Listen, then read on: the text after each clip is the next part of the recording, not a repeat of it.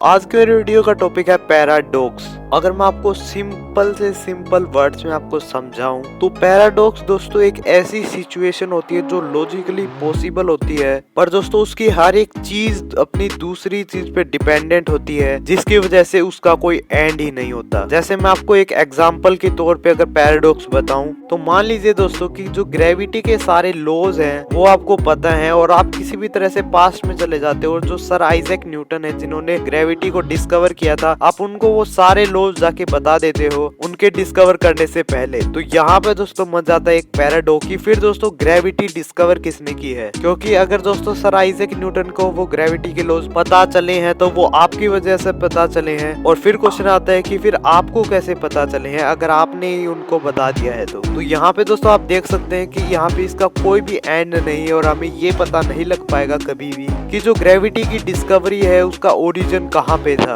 क्योंकि यहाँ पे एक पैराडॉक्स क्रिएट हो जाएगा। अगर दोस्तों आपको अभी भी समझ में नहीं आया तो पॉज करके वीडियो को आप खुद भी सोचें कि अगर ऐसा होगा तो फिर ग्रेविटी का ओरिजिन कैसे पता चलेगा। तो चलिए दोस्तों स्टार्ट करते हैं हमारी इस वीडियो को, जिसमें आपको कुछ अमेजिंग पैराडॉक्स बताने वाला हूँ जो आपने बिल्कुल भी एक्सपेक्ट नहीं करे होंगे। First, the grandfather paradox. तो दोस्तों सपोज करिए कि आप पैदा हुए हो और पैदा होने के बाद आपने एक टाइम मशीन बनाई है जिससे कि आप पास्ट में चले गए। पास्ट में जाने के बाद दोस्तों जो आपके दादाजी हैं मतलब ग्रैंडफादर हैं, आपने उनकी हत्या कर दी है। और अगर दोस्तों ऐसा हुआ है तो इसका मतलब आपके जो पिता हैं वो भी पैदा नहीं हुए हैं। और अगर दोस्तों आपके पिता पैदा नहीं हुए हैं इसका मतलब आप भी पैदा नहीं हुए हो। अगर दोस्तों आप पैदा नहीं हुए हो इसका मतलब आपने वो टाइम मशीन नहीं बनाई है जिसकी वजह से आप पास्ट में नहीं जा पाए और अपने दादाजी को नहीं पार पाए, तो मतलब वो जिंदा है। और अगर जिंदा है तो आपके पापा जिंदा है और आपके पापा जिंदा है तो आप बोर्न हो। और फिर से दोस्तों ये साइकिल चलती रहेगी और क्रिएट हो जाएगा एक पैराडॉक्स जिसमें कोई भी एंड नहीं है, पर ये पॉसिबल है।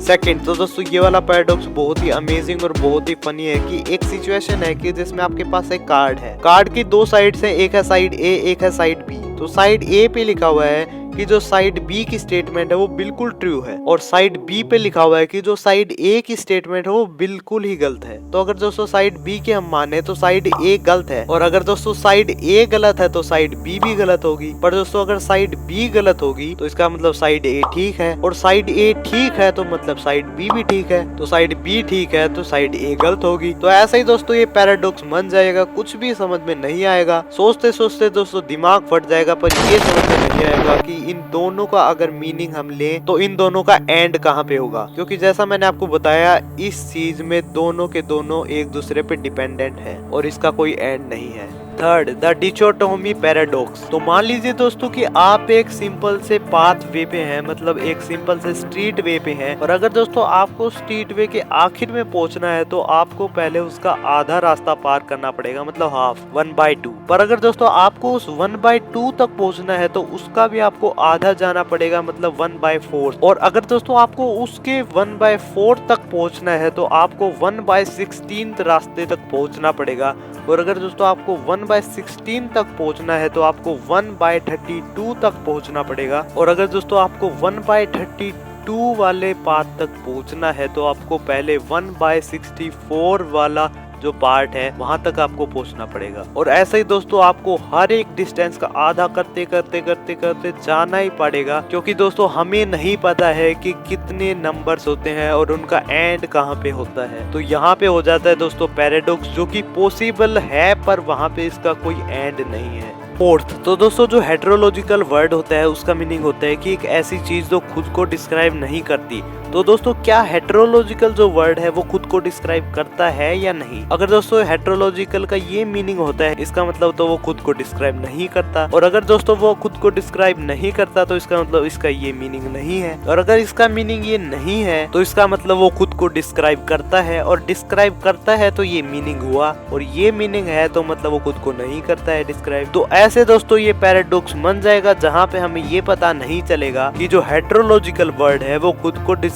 करता है या नहीं, मींस इसका भी कोई एंड नहीं है, and it forms a paradox.